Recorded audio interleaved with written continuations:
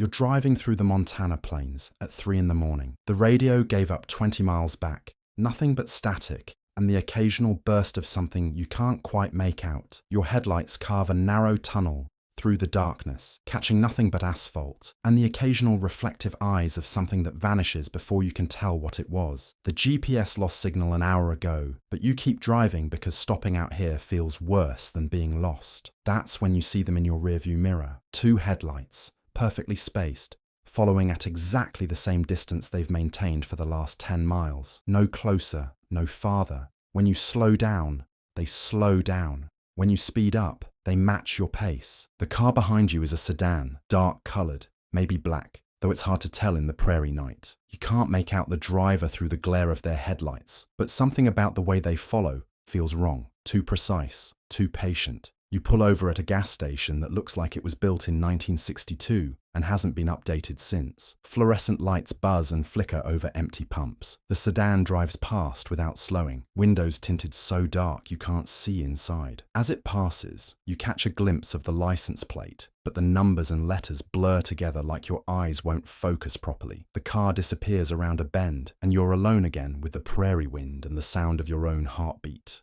But 20 minutes later, when you're back on the road, they're there again.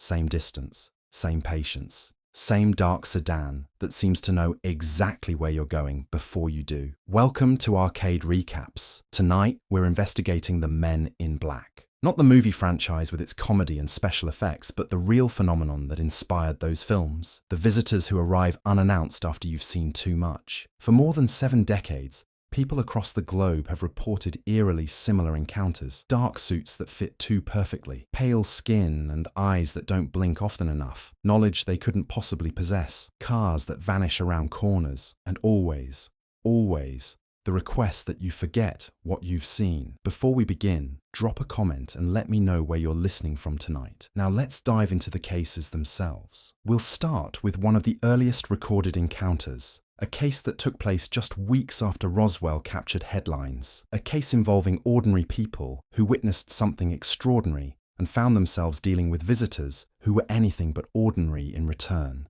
The morning of June 21st, 1947, started like any other for Harold Dahl and his small crew. They were conducting routine patrol duties in the waters around Maury Island, checking for debris that might pose hazards to larger vessels.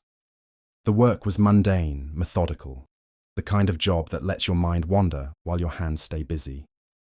Dahl's 15-year-old son, Charles, was along for the day, as were 2 other crew members and the family dog.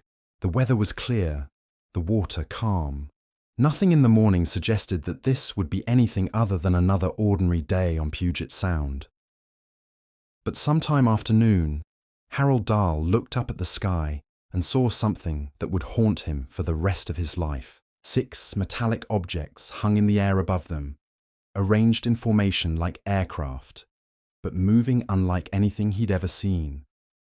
They were donut-shaped, he would later describe, with holes in their centers and surfaces that gleamed dully in the afternoon sun. 5 of them moved in perfect coordination, but the 6th seemed to be in distress. As Dahl and his crew watched in stunned silence, the damaged craft began to leak something. Hot metallic slag rained down from the troubled object, hissing as it hit the water and clattering against the deck of their patrol boat. The windshield shattered. Charles cried out as burning material struck his arm. The dog, struck by falling debris, collapsed and died almost instantly. The crew scrambled for cover as the strange rain continued. Then, as suddenly as it had begun, the phenomenon ended. The damaged craft seemed to recover, rejoining the formation, and all 6 objects moved away across the sound until they disappeared from sight. In the aftermath, Harold Dahl found himself holding pieces of an unknown metallic substance, nursing his injured son, and trying to process what had just occurred. He collected samples of the debris, took photographs of the damage to his boat, and when they returned to shore, he reported the incident to his supervisor, Fred Krisman. What happened next would establish a pattern that researchers would recognize in hundreds of similar cases over the following decades. The morning after the incident, Harold Dahl received an unexpected visitor. a man in a dark business suit arrived at his home, driving a black 1947 Buick that looked like it had just rolled off a showroom floor. The stranger was polite, well-dressed, and spoke with the kind of calm authority that suggested official business. But he didn't identify himself as a government agent. He didn't show a badge or present credentials. Instead, he invited Dahl to join him for breakfast at a local diner, and something about the invitation made refusal seem impossible. At the diner, they sat in a corner booth away from other customers. The man ordered for both of them without asking what Dahl preferred. Then he began to speak, and what he said made Harold Dahl's blood run cold. The visitor described the previous day's events in perfect detail. The 6 objects in the sky, the formation flight, the damaged craft leaking metallic slag, the shattered windshield, the injured boy, the dead dog. He recounted details that only someone who had been there could have known, details that Dahl had shared with no one except Fred Chrisman. When the stranger finished his recitation, he looked directly into Dahl's eyes and delivered his message. What he had witnessed, the visitor explained, was something that should be forgotten. The photographs should be destroyed. The debris should be disposed of. The story should never be told to anyone, especially reporters or government officials. The man never raised his voice. He never made explicit threats, but the implication was clear enough. Dahl's family's safety depended on his silence. The visitor knew where he lived, knew intimate details about his life, and had demonstrated knowledge that should have been impossible for any ordinary person to possess. After breakfast, the man in the black suit returned to his pristine Buick and drove away.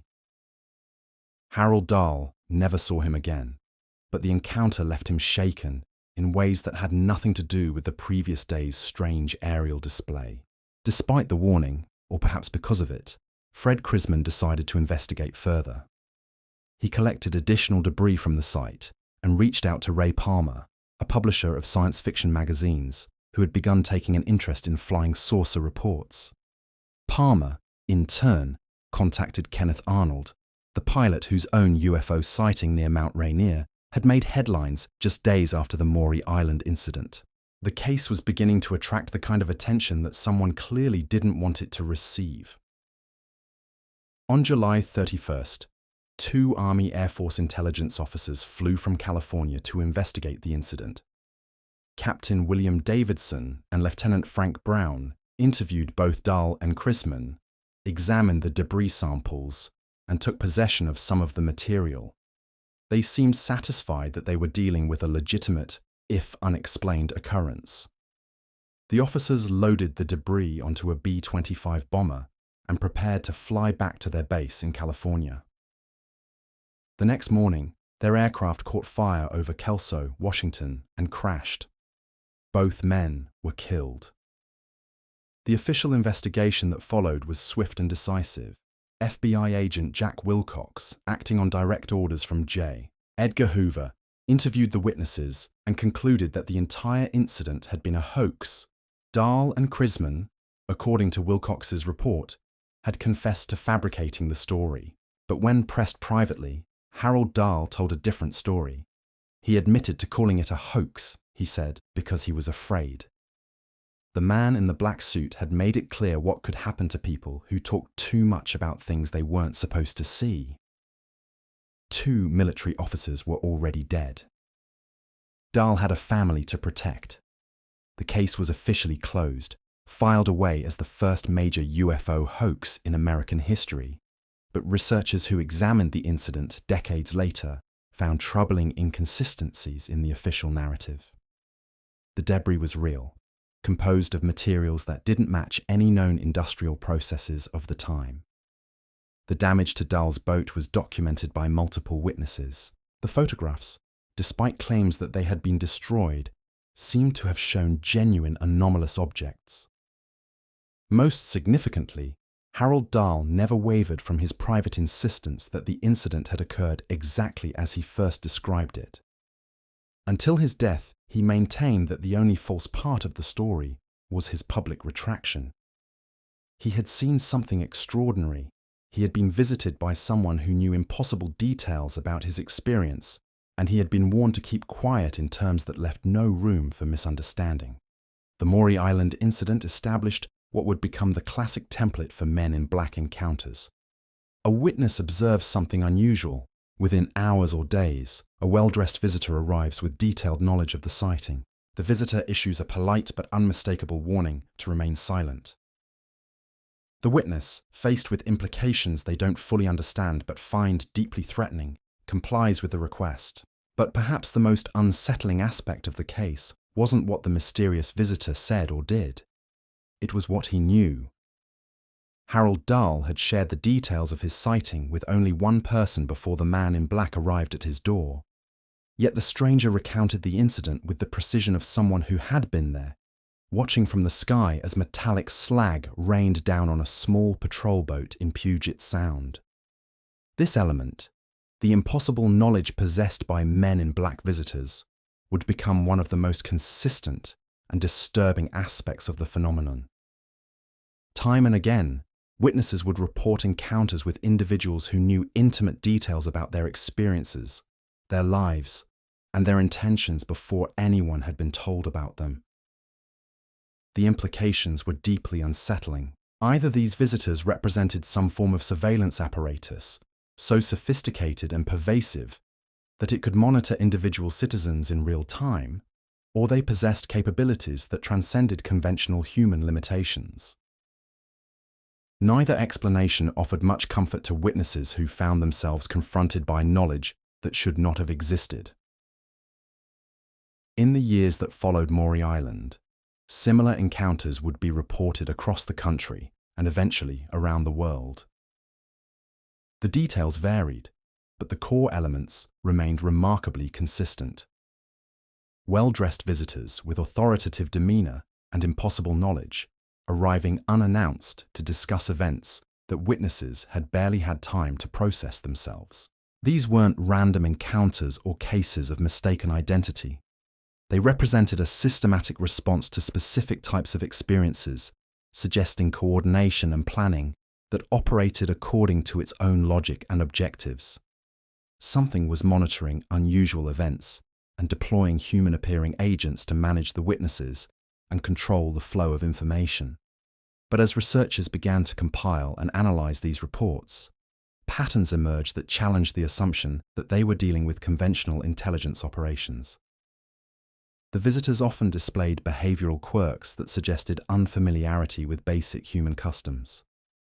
They sometimes seemed confused by everyday objects or social interactions that any government agent would navigate effortlessly. More troubling still were accounts of visitors who possessed physical characteristics that bordered on the impossible, skin that felt unnaturally cold to the touch, eyes that reflected light like an animal's, voices that seemed to come from somewhere other than their mouths. These details suggested that whatever was conducting these operations, it might not be entirely human. The phenomenon would reach its most documented phase in the 1950s and 1960s, when a Connecticut man named Albert Bender would establish the first civilian organization dedicated to investigating flying saucers.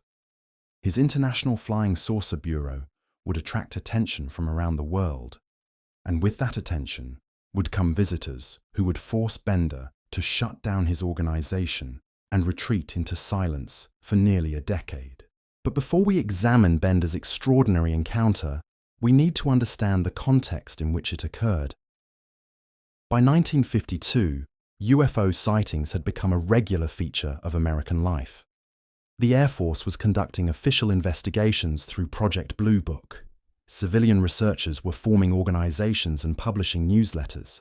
The phenomenon was entering mainstream consciousness in ways that someone, somewhere, clearly found unacceptable. The stage was set for an escalation in the Men in Black phenomenon, an evolution from simple warnings to more sophisticated forms of psychological pressure. What Harold Dahl had experienced on Maury Island was just the beginning. The real test of the phenomenon's capabilities was about to unfold in a suburban attic in Bridgeport, Connecticut. where a man surrounded by horror memorabilia and ticking clocks was about to receive visitors who would redefine everything researchers thought they knew about the mysterious men in black suits. The year was 1952, and Albert Bender was not the kind of man you'd expect to attract the attention of mysterious government agents. He worked as a chief timekeeper at the Acme Shear Company in Bridgeport, Connecticut. His evenings were spent in what he called his Chamber of Horrors, an attic room decorated with glowing skulls, occult symbols, and an impressive collection of horror movie memorabilia. The walls were lined with ticking clocks, each keeping slightly different time, creating a constant symphony of mechanical whispers. Bender wasn't a scientist or a military officer. He had no security clearance, no access to classified information, no connections to government agencies. What he had was curiosity and a growing fascination with the flying saucer reports that were beginning to capture public attention across America. In April of that year, Bender founded the International Flying Saucer Bureau, one of the first civilian organizations dedicated to investigating UFO sightings. The IFSB was a modest operation, run from his attic headquarters with help from a small group of dedicated volunteers. They published a newsletter called Space Review, which they distributed to a growing network of correspondents around the world. The newsletter was simple, earnest, and surprisingly effective. Reports poured in from across the globe. Farmers in Kansas described mysterious lights over their fields. Pilots reported encounters with objects that moved unlike any known aircraft. Housewives sketched strange craft they'd observed from their kitchen windows. The IFSB was becoming a clearinghouse for unexplained aerial phenomena, and Albert Bender found himself at the center of an international network of civilian investigators. For a year, the operation ran smoothly. Bender corresponded with researchers, compiled sightings, and gradually developed theories about what might be visiting Earth's skies. He even wrote a letter to Albert Einstein, inviting the famous physicist to join their organization. Einstein politely declined, but the gesture demonstrated Bender's earnest belief that the phenomenon deserved serious scientific attention.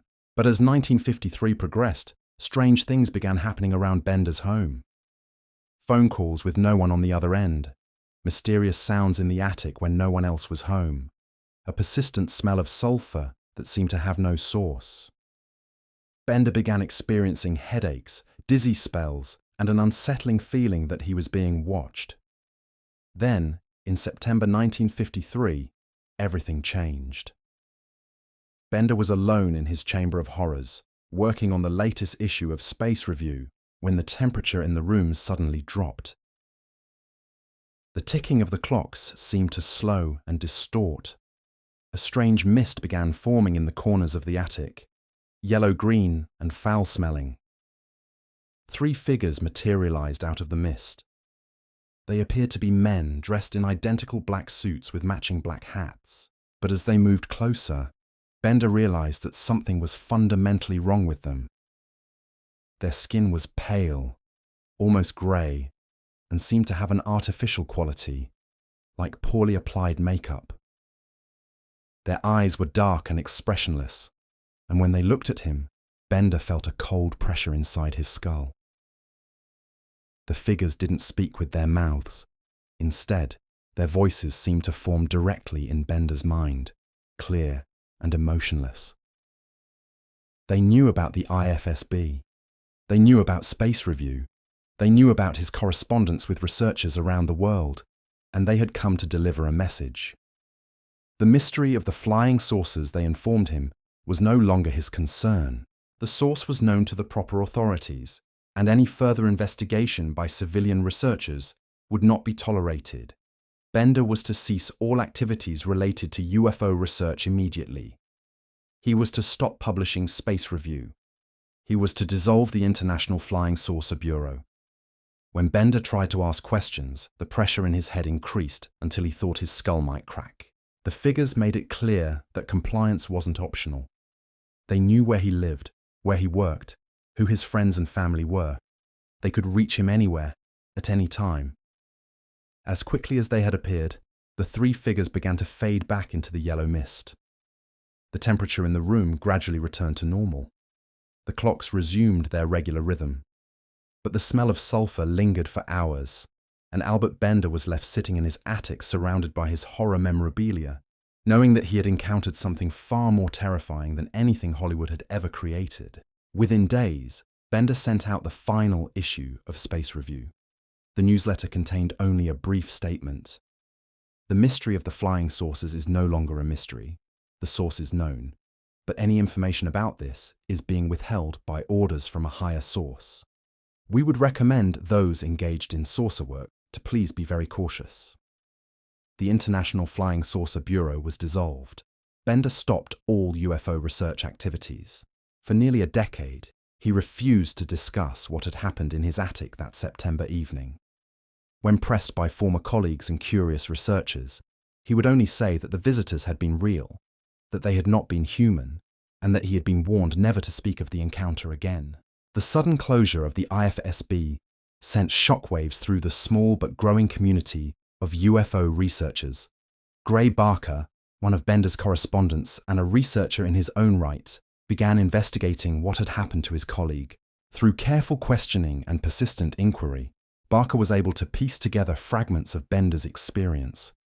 In 1956, Barker published a book called They Knew Too Much About Flying Saucers, which introduced the world to the phenomenon he dubbed the Men in Black.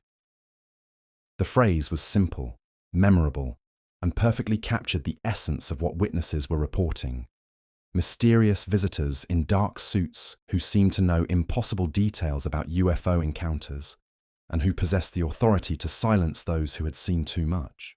Barker's book was part investigation, part speculation, and part creative interpretation. He had a flair for dramatic writing and wasn't above embellishing details when it served the story. But at its core, the book documented a real phenomenon that was affecting real people in measurable ways. UFO witnesses were being visited by strange individuals who knew things they shouldn't know and who possessed persuasive powers that went beyond conventional authority.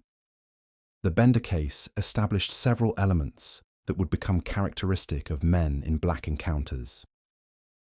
The visitors appeared without warning, often materializing in locations where they shouldn't have been able to gain access.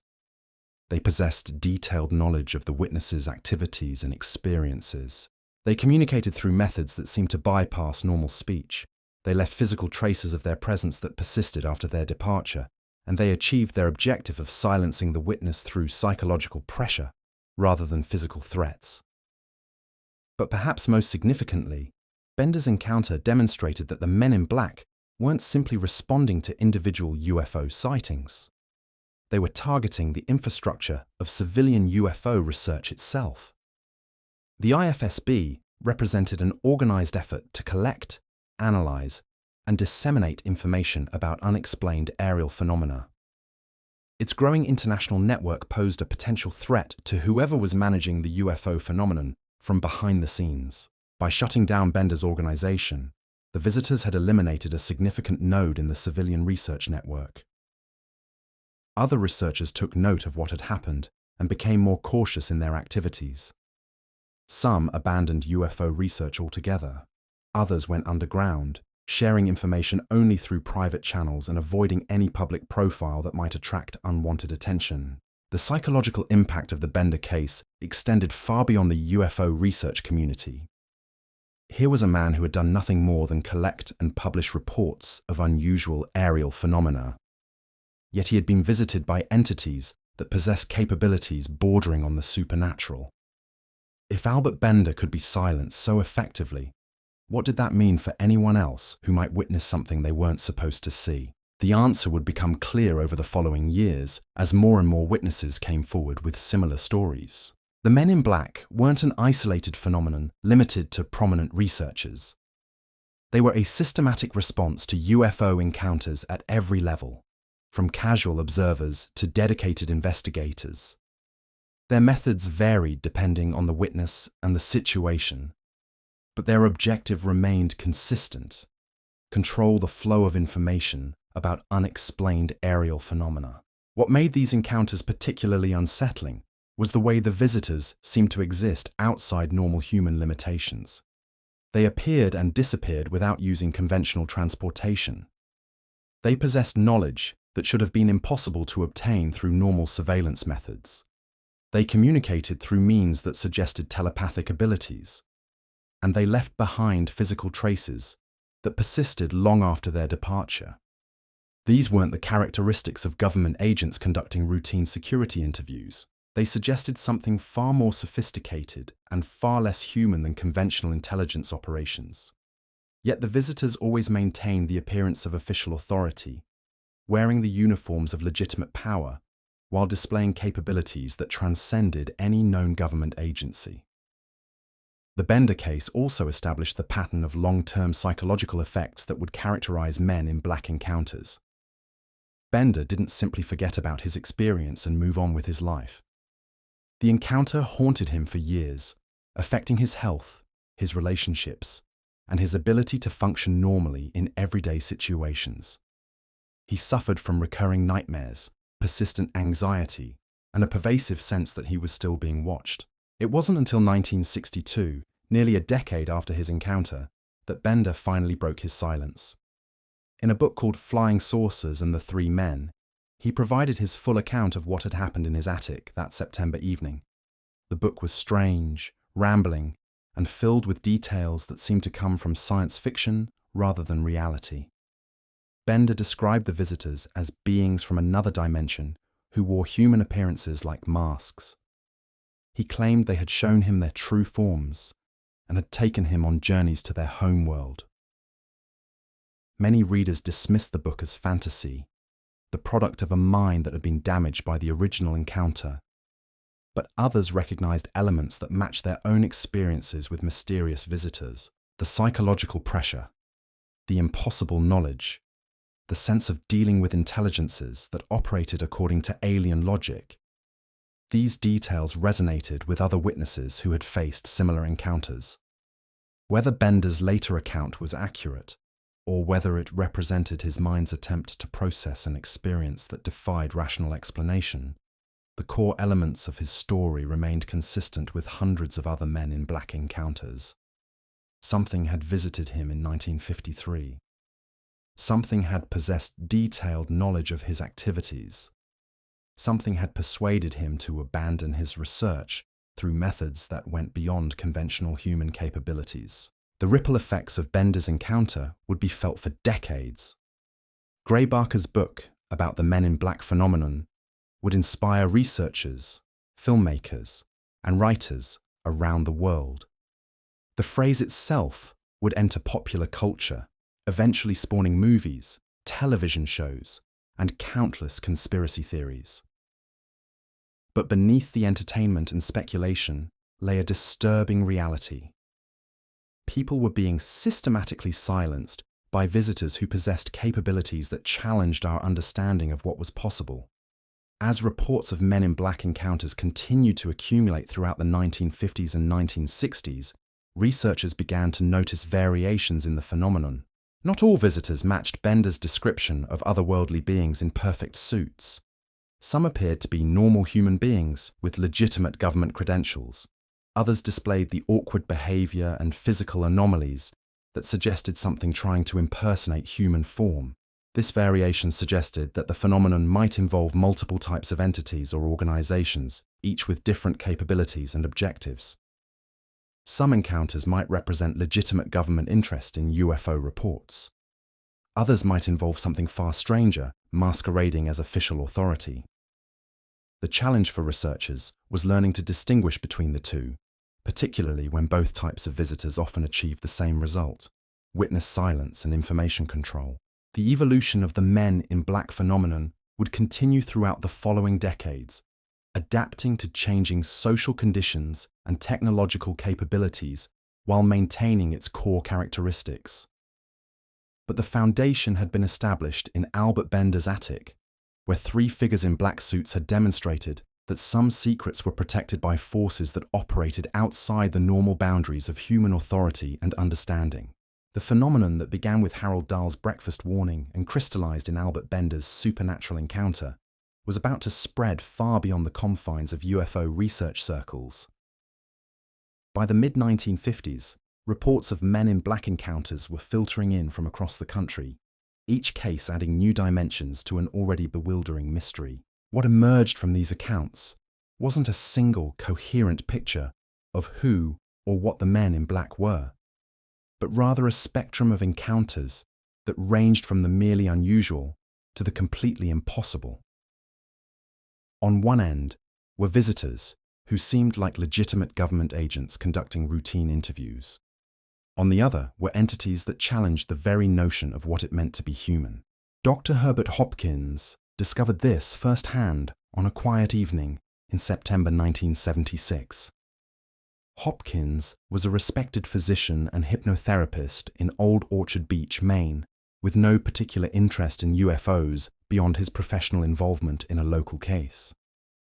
He had been helping investigators explore the claimed abduction experience of a young man named David Stevens, using hypnotic regression to recover suppressed memories of the encounter. On this particular evening, Hopkins was alone in his house while his wife and children attended a movie. The phone rang just after 8 o'clock. The caller identified himself as a representative from a New Jersey UFO research organization and asked if he could visit to discuss the Stevens case. Hopkins, somewhat surprised by the timing but curious about the caller's interest, agreed to the meeting. Moments after hanging up the phone, Hopkins heard footsteps on his front porch. This should have been impossible. There were no vehicles in his driveway, no phone booths nearby, and certainly not enough time for anyone to travel from wherever they had been when they called. Yet when Hopkins opened the door, a tall figure in a dark navy suit stood waiting. The visitor was impeccably dressed, but somehow wrong in ways that Hopkins couldn't immediately identify.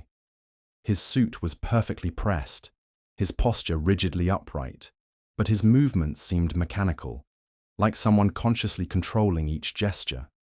His skin was pale to the point of appearing bloodless, and when he removed his hat, Hopkins noticed that he was completely bald, lacking even eyebrows. Most unsettling were the man's lips, or rather, what appeared to be lips.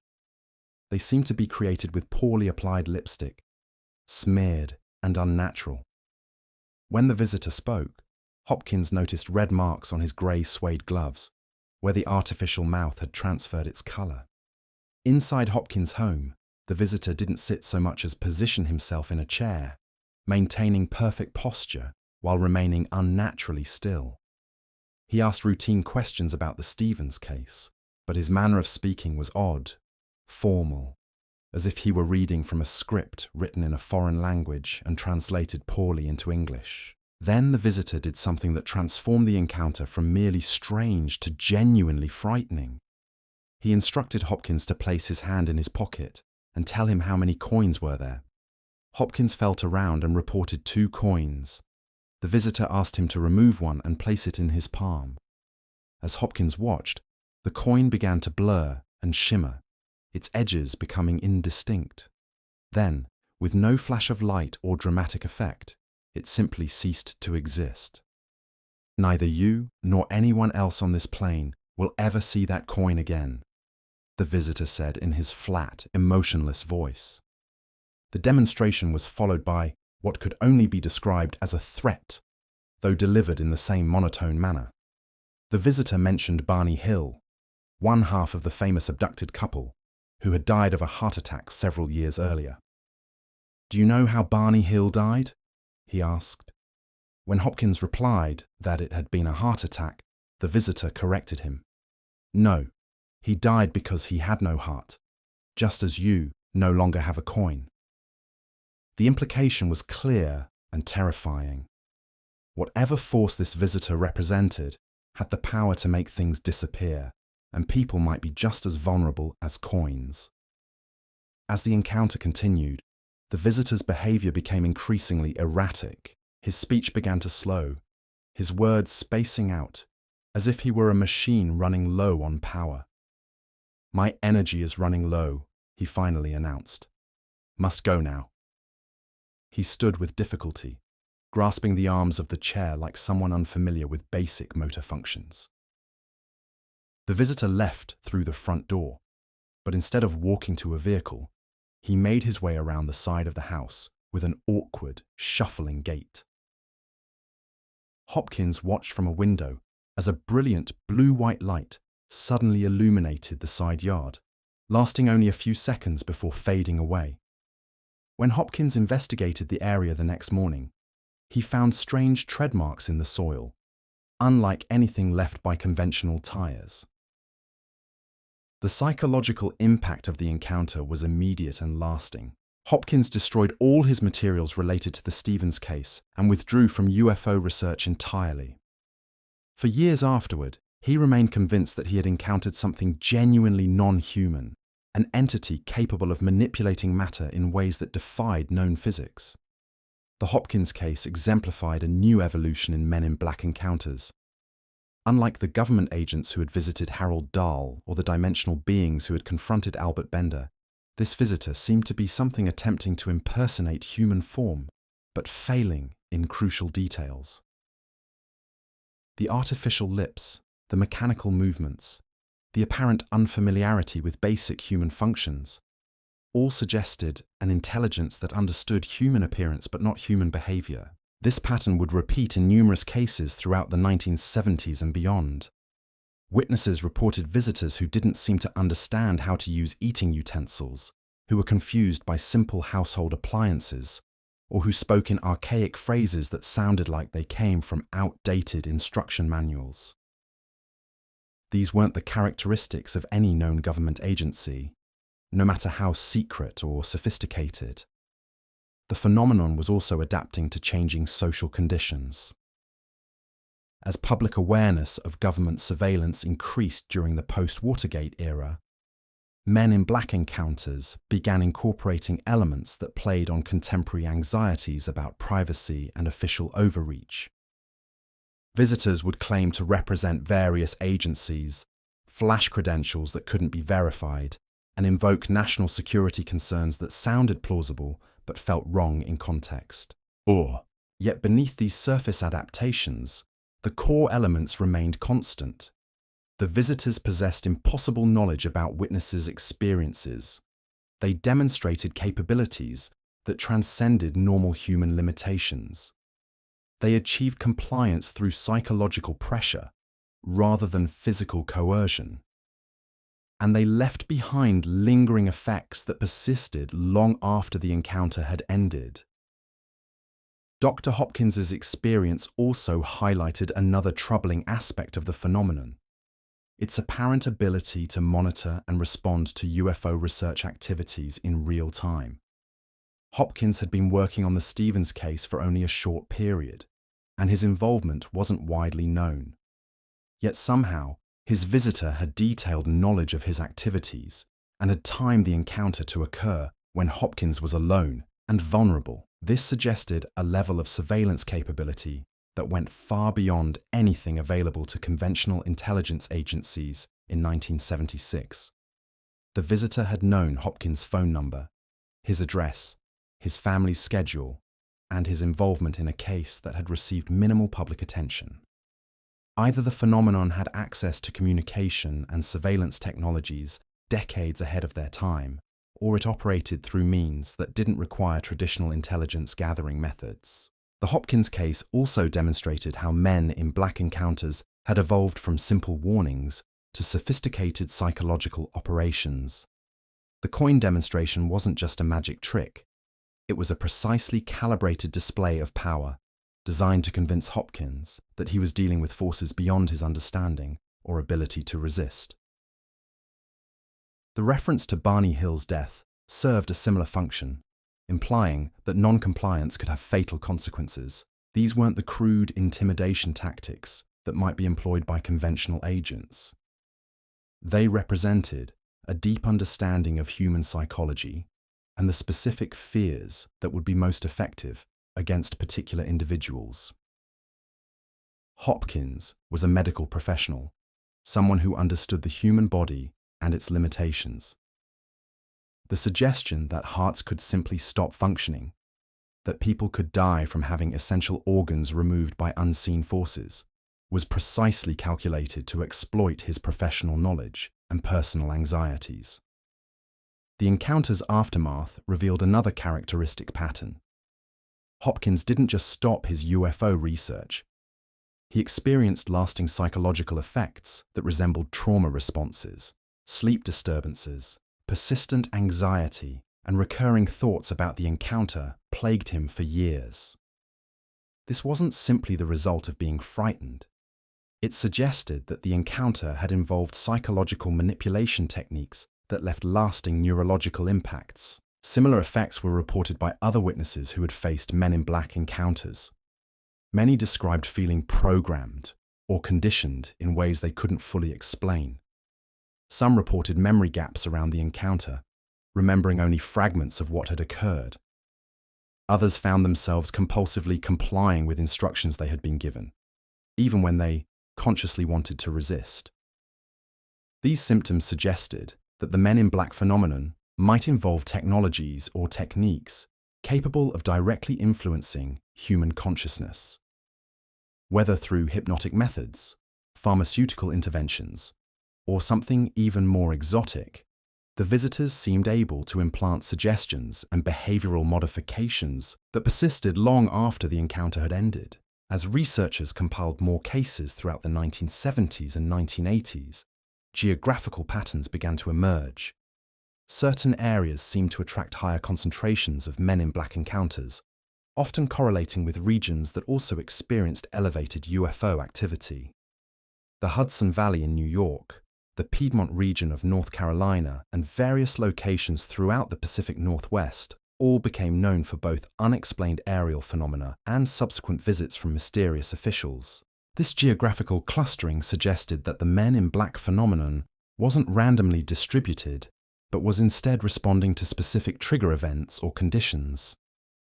Areas with active UFO sightings seemed to generate corresponding increases in official and unofficial interest from various mysterious parties.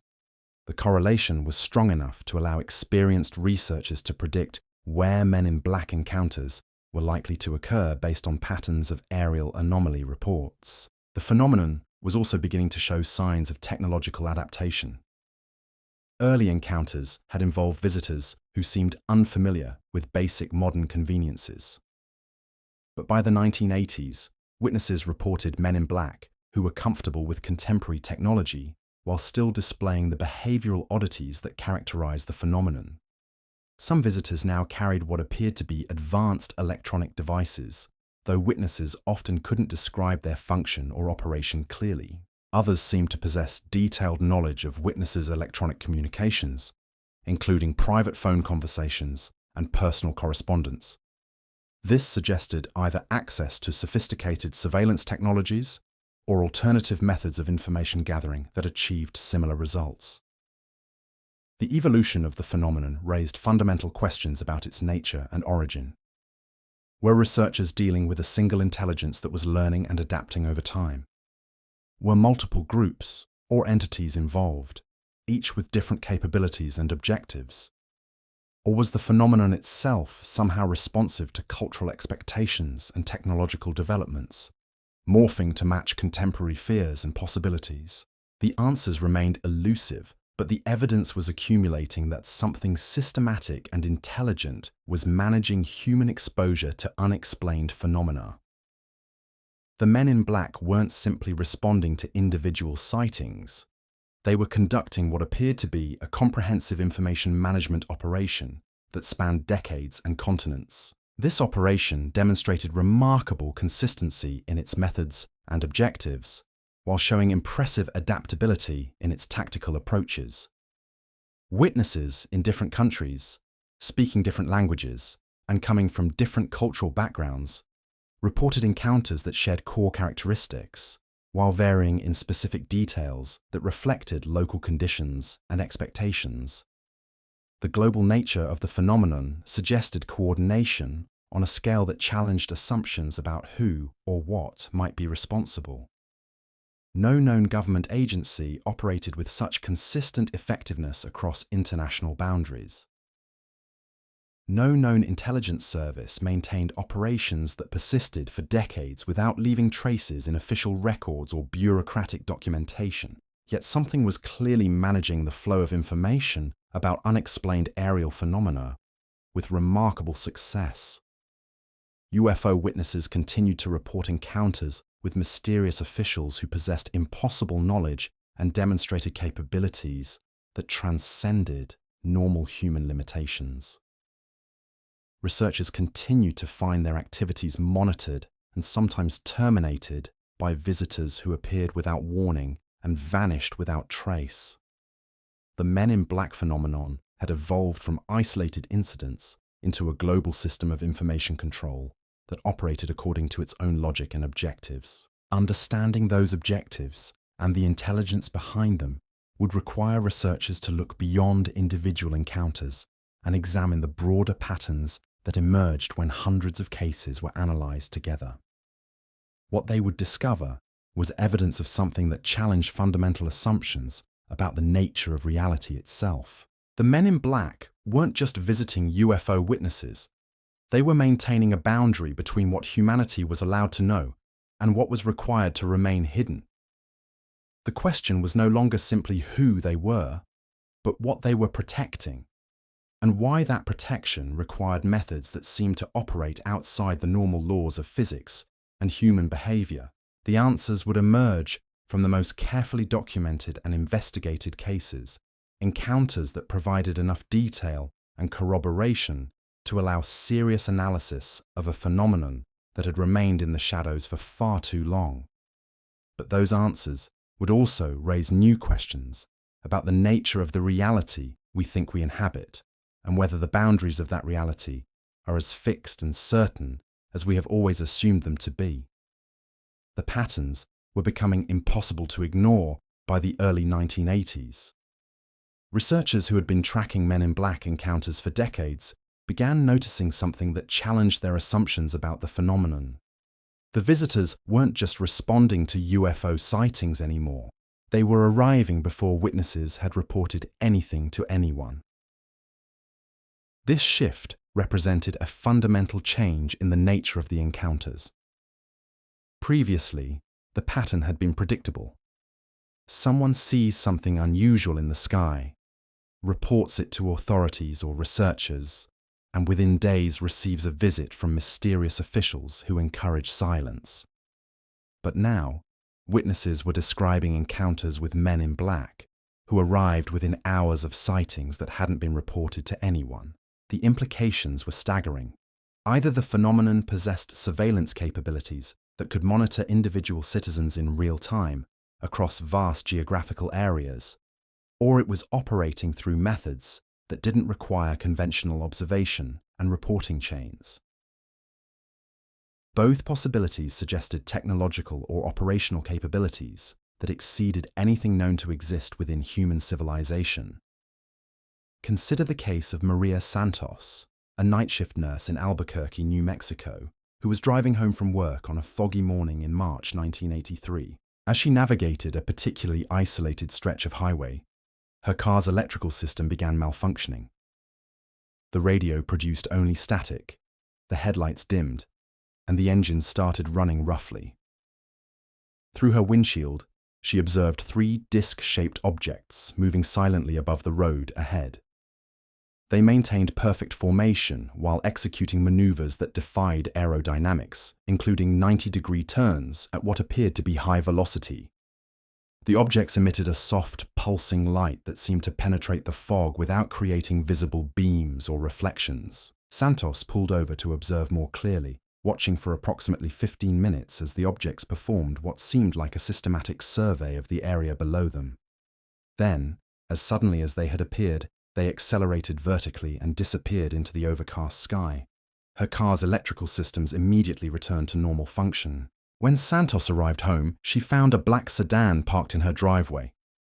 2 men in dark suits were waiting on her front porch, appearing completely dry despite the heavy fog that had soaked everything else in the neighborhood.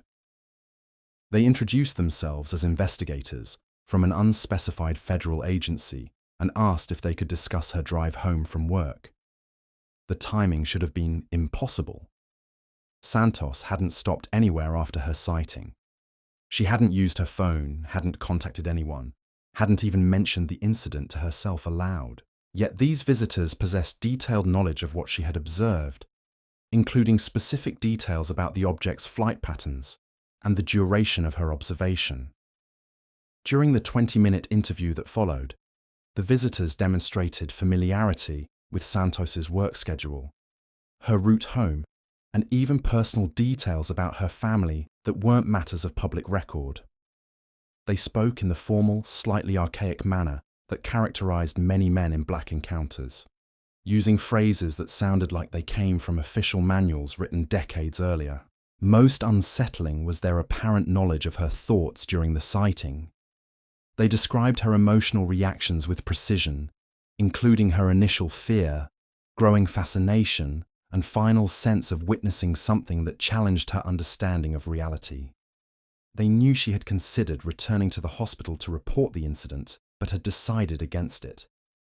They knew she had wondered whether the objects might be experimental military aircraft. The visitors made no explicit threats, but their message was clear. What she had observed was classified information that posed potential risks to national security. Discussing the incident with anyone, including family members, could result in serious legal consequences.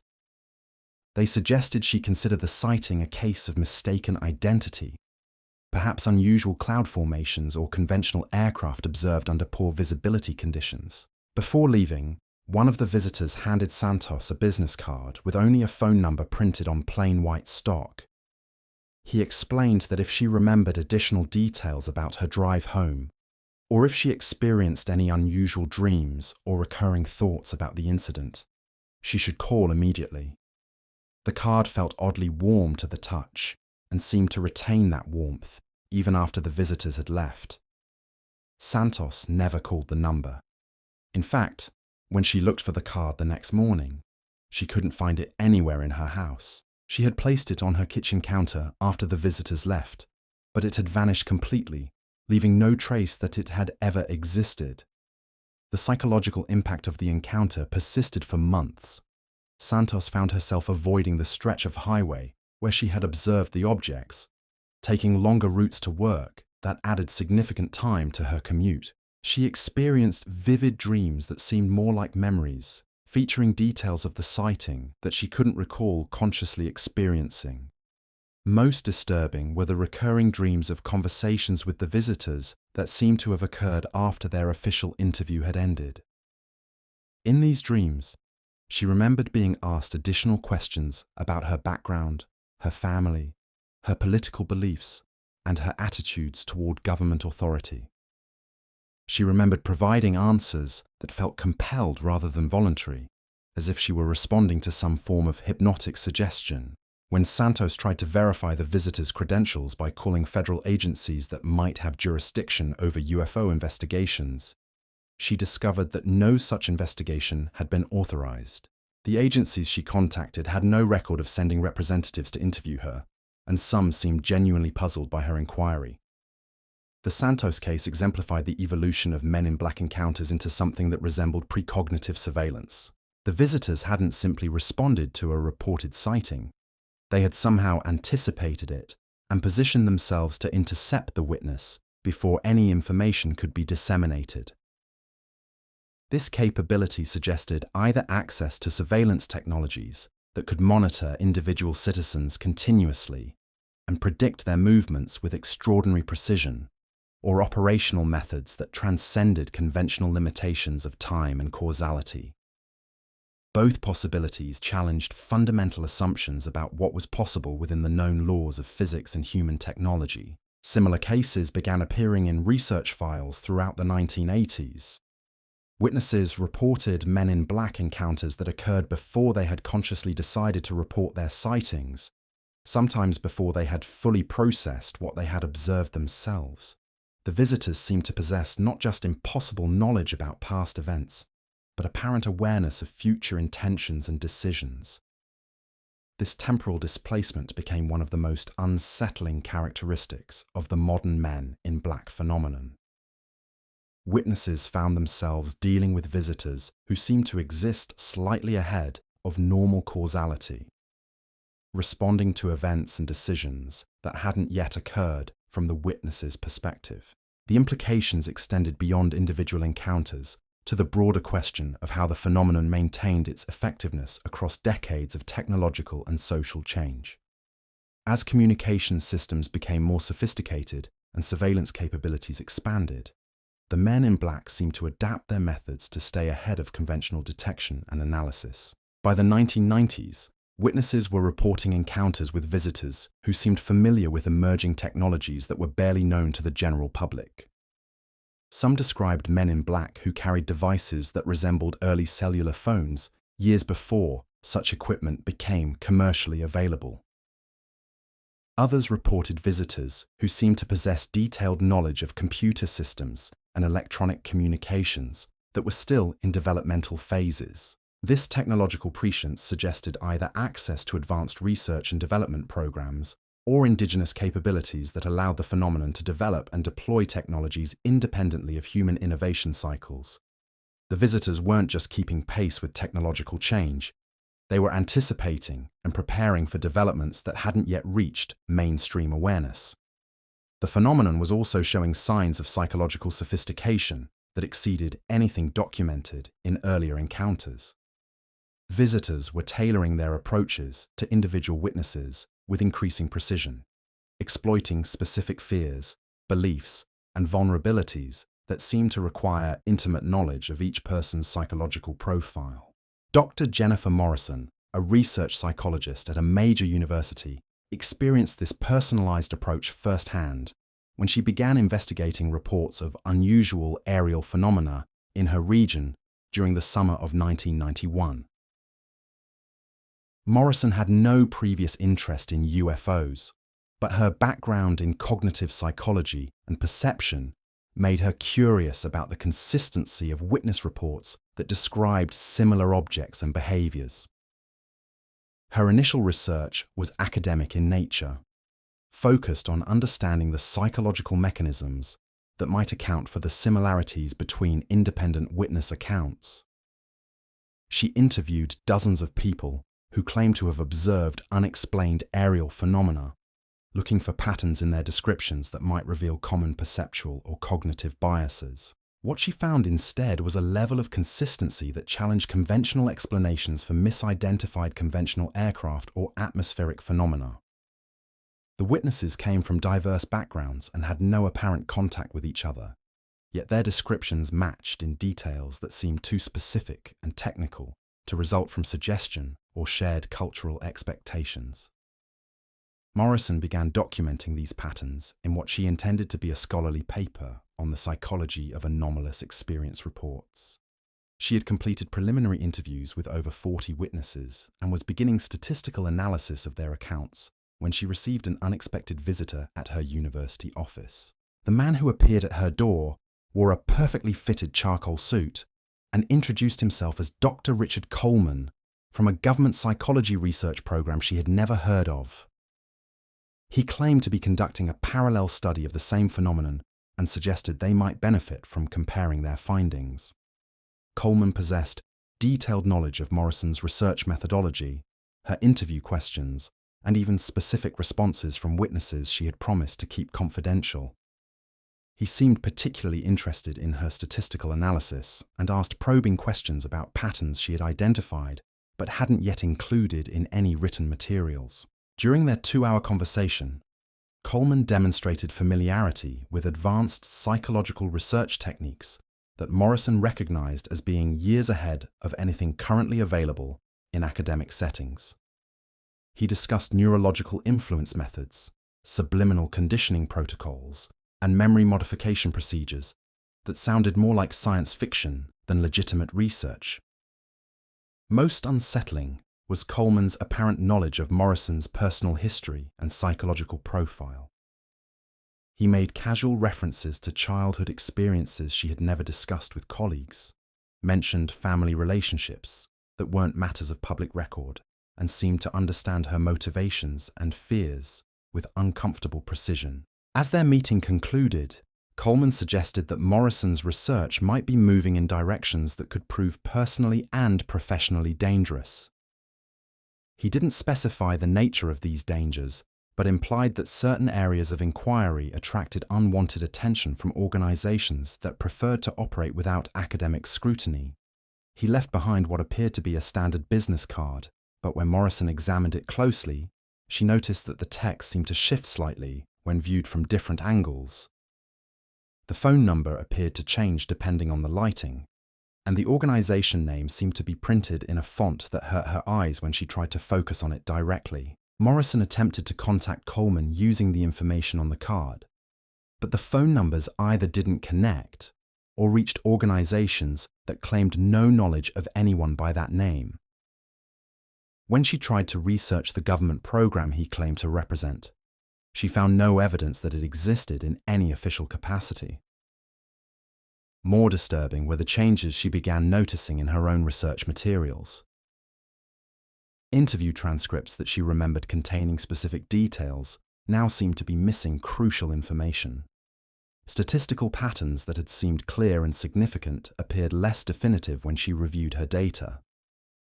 Some files seemed to have been subtly altered in ways that made her question her own memory and analytical abilities. The psychological impact was precisely calibrated to exploit Morrison's professional expertise and personal insecurities. As someone trained in research methodology, she understood the importance of accurate data collection and analysis. The apparent corruption of her materials attacked the foundation of her professional competence while leaving her uncertain whether the problems were external sabotage or internal doubt. Morrison eventually abandoned her research project, but not before experiencing several additional encounters with individuals who claimed to represent various government agencies interested in her work. Each visitor demonstrated impossible knowledge of her activities and research findings, while offering explanations that became increasingly elaborate and contradictory. The Morrison case illustrated how the Men in Black phenomenon had evolved to incorporate sophisticated psychological operations that went far beyond simple intimidation or warning. The visitors were conducting what amounted to customized mind games designed to exploit individual weaknesses and professional vulnerabilities with surgical precision. This evolution suggested that whatever intelligence was behind the phenomenon had developed detailed understanding of human psychology and social dynamics that allowed it to predict and manipulate individual behavior with remarkable effectiveness. The visitors weren't just suppressing information, they were systematically undermining witnesses' confidence in their own perceptions and memories. The implications were staggering. If the phenomenon possessed the capability to conduct such precise psychological operations against trained professionals, what did that mean for ordinary witnesses who lacked specialized knowledge of psychological manipulation techniques? How many encounters had gone unreported because witnesses had been convinced that their experiences were products of imagination, misperception, or mental instability? The answer became clearer as researchers began investigating what they termed passive suppression cases, encounters where witnesses were discouraged from reporting their experiences without being explicitly warned against doing so. These cases often involved visitors who posed as helpful researchers or sympathetic officials, while subtly undermining witnesses' confidence in what they had observed. The passive suppression technique was particularly insidious because it left witnesses feeling that they had made the decision to remain silent voluntarily. Rather than being threatened or intimidated, they were gradually convinced that their experiences had conventional explanations, or were somehow less significant than they had initially believed. Dr. Thomas Brennan, a meteorologist with the National Weather Service, experienced this approach after observing unusual atmospheric phenomena during a routine balloon launch in 1994. Brennan was conducting upper atmosphere measurements when his equipment detected anomalous readings that coincided with visual observations of objects that appeared to be moving independently of wind patterns. As a trained atmospheric scientist, Brennan understood that his observations didn't match any known meteorological phenomena. The objects displayed flight characteristics that suggested intelligent control rather than passive drift or conventional atmospheric dynamics. His instruments recorded electromagnetic signatures that that didn't correspond to any weather-related phenomena in the literature. Brennan was preparing to file a formal report with his supervisors when he was contacted by Dr. Sarah Mitchell, who introduced herself as a research coordinator from an interagency atmospheric studies program. Mitchell claimed to be investigating similar anomalous readings from other weather stations and suggested that Brennan's observations might be part of a larger pattern that required careful analysis. Over the course of several phone conversations, Mitchell demonstrated impressive knowledge of atmospheric physics and meteorological instrumentation. She asked intelligent questions about Brennan's observations and seemed genuinely interested in understanding the technical details of his measurements. Her approach was collaborative rather than confrontational, treating Brennan as a valued colleague rather than a potential security risk. However, as their discussions continued, Mitchell began introducing alternative explanations for Brennan's observations that gradually undermined his initial conclusions. She mentioned classified military exercises that might account for unusual electromagnetic readings. She described experimental weather modification programs that could produce unexpected atmospheric effects. She referenced research into upper atmospheric phenomena that might explain visual anomalies that appeared to show controlled flight. Each alternative explanation was plausible enough to raise reasonable doubt about Brennan's initial interpretation of his observations. Mitchell presented them not as definitive answers, but as possibilities that deserved consideration before filing any formal reports that might trigger unnecessary investigations or security concerns. The cumulative effect was to convince Brennan that his observations, while genuine, probably had conventional explanations that he simply wasn't aware of. Mitchell's expertise and apparent access to classified information made her alternative interpretations seem more credible than his own initial conclusions, despite his professional qualifications and first-hand experience with the phenomena. Brennan eventually decided not to file his formal report, concluding that the observations were probably related to classified military activities that he wasn't authorized to know about. He filed his routine meteorological data without mentioning the anomalous readings or visual observations, effectively removing the incident from official records.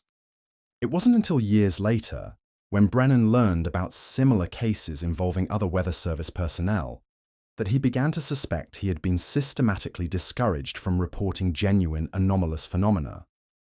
The realization that his scientific judgment had been manipulated through seemingly friendly and collaborative interaction was more disturbing than any explicit threat would have been. The passive suppression technique represented a sophisticated evolution of information control that achieved the same results as earlier intimidation methods, while leaving witnesses feeling that they had participated voluntarily in their own silencing. This approach was particularly effective against educated professionals who might resist crude threats, but could be influenced by appeals to their scientific training and professional judgment. The technique also had the advantage of being nearly invisible to outside observers. Unlike dramatic encounters involving threats or supernatural demonstrations, passive suppression cases left no obvious evidence that anything unusual had occurred. Witnesses simply decided not to report their experiences, appearing to make rational decisions based on legitimate professional concerns. This invisibility made it extremely difficult for researchers to identify and document passive suppression cases.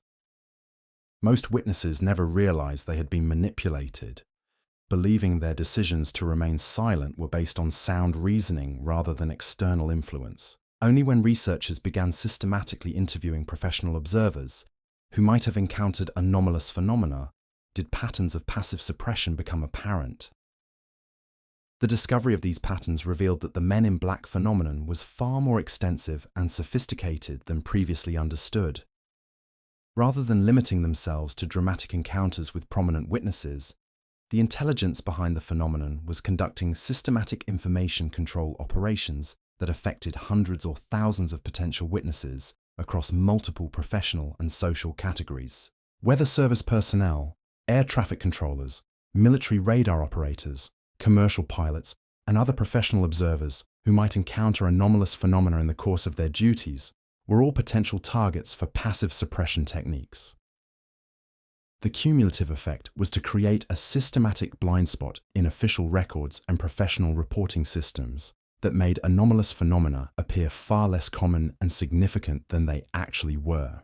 This systematic suppression suggested coordination and planning on a scale that challenged assumptions about the phenomenon's nature and origin. The intelligence behind the Men in Black encounters was conducting what amounted to a comprehensive information warfare campaign that had been operating successfully for decades without detection by conventional intelligence agencies or academic researchers. The implications were profound. If such an operation could function effectively within human society while remaining essentially invisible to official oversight and academic investigation, what did that suggest about the nature of the intelligence conducting it? And if the phenomenon possessed such sophisticated understanding of human psychology, social dynamics, and institutional structures, what were its ultimate objectives beyond simple information control? The answers to these questions would require researchers to look beyond individual encounters and examine the broader patterns of social and institutional influence that the Men in Black phenomenon represented. What they would discover was evidence of something that operated with the precision of a government agency, the persistence of a natural force, and the adaptability of an evolving intelligence that seemed to exist both within and beyond the boundaries of human civilization. The scope of what researchers were discovering went beyond individual cases or regional patterns. By the late 1990s, analysis of thousands of documented encounters revealed that the Men in Black phenomenon was operating as a global system with remarkable consistency across cultural and linguistic boundaries. Witnesses in Japan reported encounters that matched the behavioral patterns observed in Kansas. European researchers documented cases that shared specific details with incidents from South America. The phenomenon wasn't adapting to local conditions. It was maintaining operational standards that transcended national boundaries and cultural expectations. This global consistency suggested an organizational structure and operational capability that exceeded anything known to exist within conventional intelligence services. No government agency maintains such uniform procedures across international boundaries without leaving extensive bureaucratic documentation. No known organization possessed the resources to conduct systematic surveillance and intervention operations on multiple continents for decades without official oversight or budget allocation. Yet something was clearly managing information flow about anomalous phenomena with extraordinary effectiveness on a planetary scale. The statistical analysis was undeniable. Regions with higher concentrations of unexplained aerial activity consistently showed corresponding increases in encounters with mysterious officials. The correlation held across different countries, different languages, and different social systems. Dr. Elena Vasquez, a statistical analyst with the European Space Agency, stumbled upon this pattern while conducting unrelated research into atmospheric anomaly reports for satellite navigation systems. Vasquez was investigating inconsistencies in GPS data that seemed to cluster around certain geographical coordinates when she noticed that these same areas generated unusually high numbers of civilian reports about unexplained aerial phenomena. Her initial assumption was that the correlation represented some form of electromagnetic interference that affected both satellite systems and human perception. But as she dug deeper into the data, she discovered something far more disturbing. The areas with the highest concentrations of anomalous activity also showed significant gaps in official reporting by professional observers who should have been documenting such phenomena as part of their routine duties. Air traffic controllers in these regions filed fewer unusual incident reports than statistical models predicted. Weather Service personnel recorded fewer atmospheric anomalies, despite instrument readings that suggested otherwise. Military radar operators submitted fewer unidentified contact reports, even when civilian witnesses in the same areas described extensive aerial activity. The pattern suggested systematic underreporting by professional observers who were trained to document precisely the kinds of phenomena that civilian witnesses were describing. Vasquez began investigating whether this underreporting might be related to the encounters with mysterious officials that featured prominently in civilian accounts. Her research took an unexpected turn when she received a visit from two individuals who identified themselves as security coordinators from the European Space Agency's Classified Projects Division. They claimed to be conducting a review of personnel who had access to sensitive satellite data and navigation systems that might have military or intelligence applications. The visitors demonstrated detailed knowledge of Vasquez's research into GPS anomalies and atmospheric interference patterns. They seemed particularly interested in her statistical analysis of geographical correlations and asked probing questions about her methodology and data sources. Their questions revealed familiarity with her work that went beyond anything that should have been available through normal administrative channels. During their 3-hour interview, the visitors explained that Vasquez's research had inadvertently identified patterns related to classified aerospace testing programs that were conducted jointly by various European and American military organizations. The GPS anomalies and atmospheric effects she had documented were byproducts of experimental aircraft and defense systems that required absolute secrecy to maintain their strategic effectiveness. The explanation was plausible and delivered by individuals who seemed to possess legitimate knowledge of aerospace technology and security protocols. They provided technical details about experimental propulsion systems and stealth technologies that matched Vasquez's observations while offering conventional explanations for phenomena that had seemed mysterious. More importantly, they made it clear that continued research into these patterns could compromise ongoing defense programs and potentially violate international agreements about military technology sharing. They suggested that Vasquez redirect her research toward other applications of satellite data analysis that wouldn't intersect with classified aerospace activities. The visitors left Vasquez with official-looking documentation that reclassified portions of the satellite data she had been analyzing and restricted her access to geographical correlation databases that had formed the foundation of her research. They also provided her with alternative research projects that would utilize her statistical expertise while avoiding sensitive areas. Vasquez complied with the new restrictions, but she couldn't shake the feeling that something fundamental had been misrepresented during her interview. The visitors had possessed impressive technical knowledge, but their explanations didn't fully account for all the patterns she had observed. More troubling was their apparent awareness of research directions she had been considering but hadn't yet pursued. Over the following months, Vasquez noticed that her access to various databases and research tools was being gradually restricted. Projects she had been working on were reassigned to other personnel without explanation. Her security clearance was modified in ways that limited her ability to access the kinds of comprehensive datasets that had allowed her to identify the geographical correlations in the first place. The restrictions were implemented through normal administrative channels and appeared to be routine security updates rather than punitive measures.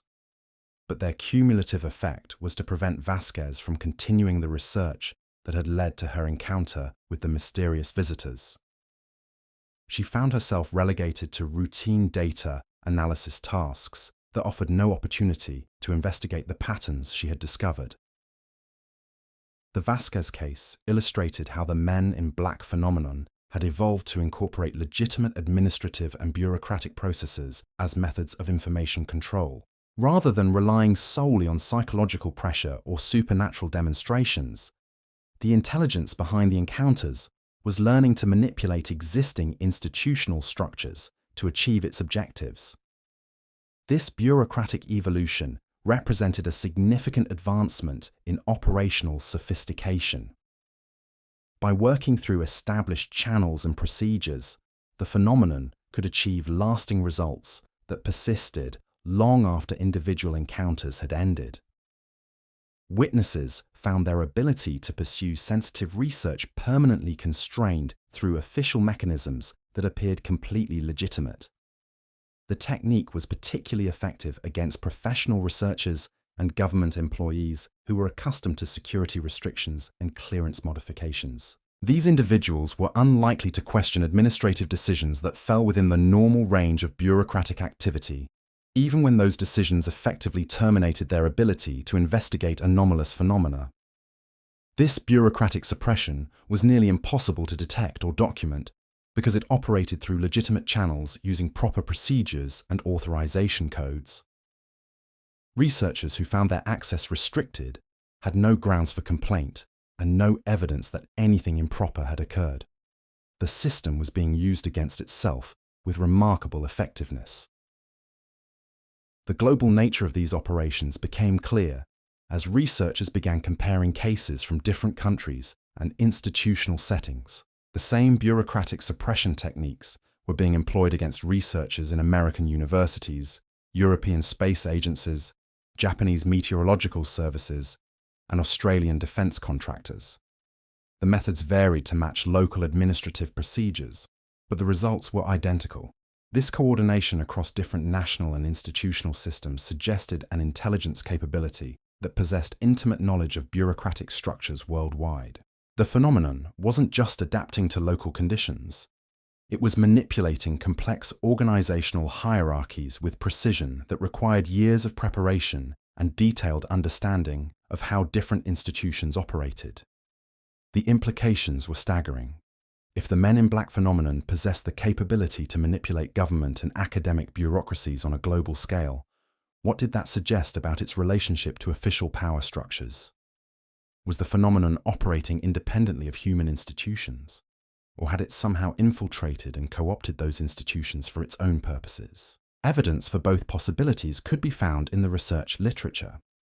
Some cases suggested that Men in Black visitors possessed capabilities and knowledge that exceeded anything available to human organizations. Others indicated coordination with legitimate government agencies and access to official resources that required institutional cooperation. The most disturbing possibility was that both were true simultaneously. The phenomenon might represent a hybrid operation that combined non-human capabilities with human institutional resources, creating an intelligence apparatus that operated both within and beyond the boundaries of conventional government authority. This hybrid model would explain many of the contradictions that had puzzled researchers for decades. It would account for visitors who seemed both familiar and alien, operations that appeared both official and impossible, and results that were achieved through both conventional and supernatural means. Dr. Michael Chen, a computer security specialist with the Department of Defense, encountered evidence of this hybrid approach when his analysis of network intrusions revealed patterns that seemed to involve both advanced technological capabilities and legitimate administrative access. Chen was investigating cyber attacks against military research facilities when he discovered that some intrusions were occurring through authorized channels using valid credentials and proper security protocols. The authorized intrusions were targeting research data related to atmospheric phenomena, radar anomalies, and unexplained aerial encounters reported by military personnel. The attackers possessed legitimate access codes and security clearances that checked out when verified through standard authentication procedures. Yet their activities suggested objectives that didn't align with any authorized research or intelligence gathering programs. Chen's investigation revealed that the legitimate credentials were being used to access and copy information that was then being correlated with data obtained through unauthorized intrusions into civilian research institutions and private databases. The correlation process required computational resources and analytical capabilities that exceeded what should have been available to any single organization or government agency. When Chen attempted to trace the source of the legitimate credentials, he discovered that they belonged to personnel who either didn't exist in official records or had died years before the intrusions occurred. The credentials themselves were perfectly valid and passed all security checks, but they were being used by individuals who shouldn't have possessed them. Chen's investigation was terminated when he received orders from superiors who claimed that his research had intersected with a classified counterintelligence operation that required absolute secrecy. The orders came through proper channels with appropriate authorization codes, but they effectively prevented Chen from pursuing his investigation further. The termination orders were followed by a security review that resulted in Chen being transferred to a different assignment that didn't involve network security analysis. The transfer was presented as a promotion and career advancement opportunity, but it removed Chen from any position where he might continue investigating the anomalous network activities he had discovered. Chen's case demonstrated how the Men in Black phenomenon had evolved to incorporate both legitimate institutional authority and capabilities that transcended normal human limitations. The visitors were no longer operating outside the system. They were using the system itself as a tool for information control and witness management. This evolution represented the ultimate sophistication of the phenomenon. By integrating itself into existing power structures, while maintaining capabilities that exceeded those structures, the intelligence behind the Men in Black encounters had achieved a level of operational security that made it virtually immune to detection and analysis through conventional means. The hybrid approach also explained why attempts to investigate the phenomenon through official channels invariably resulted in dead ends and bureaucratic obstacles. Researchers weren't just facing external opposition, they were confronting a system that had been modified from within to protect itself against investigation. As we reach the end of tonight's investigation, the patterns we've examined reveal something both more subtle and more comprehensive than the dramatic encounters that first brought the Men in Black phenomenon to public attention. What began as isolated incidents involving mysterious visitors has evolved into a global system of information control that operates through multiple channels and employs increasingly sophisticated methods. The phenomenon has demonstrated remarkable adaptability, evolving from crude intimidation tactics to complex psychological operations to bureaucratic manipulation that works through legitimate institutional channels. This evolution suggests an intelligence that learns from experience, adapts to changing conditions, and continuously refines its methods to maintain effectiveness. Most significantly, the Men in Black phenomenon appears to have achieved something that no known intelligence organization has accomplished: the ability to operate globally for decades while maintaining near-complete operational security. The system continues to function effectively despite extensive investigation by researchers, journalists, and even government agencies that should theoretically possess the resources to expose and neutralize such operations. This persistent effectiveness suggests that we're dealing with something that possesses capabilities and resources that exceed our current understanding of what's possible within human civilization. Whether those capabilities originate from advanced human organizations, non-human intelligence, or some combination of both, they represent a form of power that operates according to rules we don't fully comprehend. The witnesses we've heard from tonight share a common experience of encountering something that challenged their understanding of reality. Whether they faced visitors with impossible knowledge, demonstrated supernatural abilities, or simply possessed access to information and authority that shouldn't have existed, they all confronted evidence that the world operates according to principles more complex than we normally acknowledge. Their stories remind us that the boundaries between the possible and impossible may be less fixed than we assume. The Men in Black phenomenon exists in the spaces between what we know and what we're allowed to know, between official reality and experienced truth, between the world as it appears and the world as it actually functions. As you continue your own journey through the questions that brought you here tonight, remember that curiosity itself may be the most powerful tool we possess for expanding those boundaries. The witnesses we've explored didn't seek out extraordinary experiences, but when those experiences found them, they had the courage to acknowledge what they had encountered, even when doing so challenged everything they thought they understood about the world. Whether you encounter Men in Black in person or simply in the stories and testimonies of others, their presence serves as a reminder that reality contains depths and dimensions that we're only beginning to explore. The mystery they represent isn't just about who they are or where they come from, but about what their existence reveals about the nature of the world we inhabit. Until we meet again in these quiet hours, when the unexplained feels closest to the surface of ordinary life, keep questioning, keep observing, and remember that the most profound truths often arrive wearing the most unlikely disguises. Sweet dreams.